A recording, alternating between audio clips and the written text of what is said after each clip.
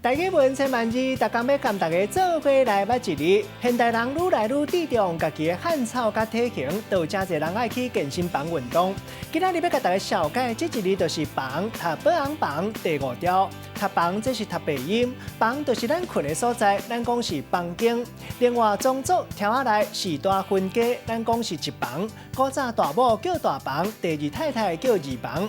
另外，古早因为重男轻女，无生后生，收兄弟啊，或者是条下来囡仔来做囝，咱讲是过房。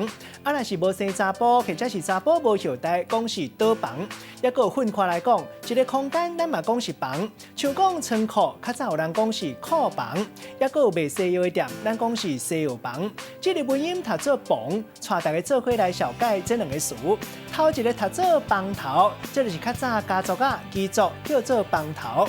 第二个呢是一句俗谚语，人咧讲媒人保一房，无保一世人。字面的意思是讲媒人看人面，我都保证2个人会当协护一世人。这意思是讲帮助别人，或者是保证代志拢受限度，凡事也是爱靠家己拍拼。咱用一句话来举例，甲这2个咧合做伙。比如讲，俗语咧讲媒人保一房，无保一世人。凡事拢爱靠家己拍拼，我都靠别人。就算讲房头内亲戚是大头家，兄弟是兄弟，要成功也是爱靠咱家己。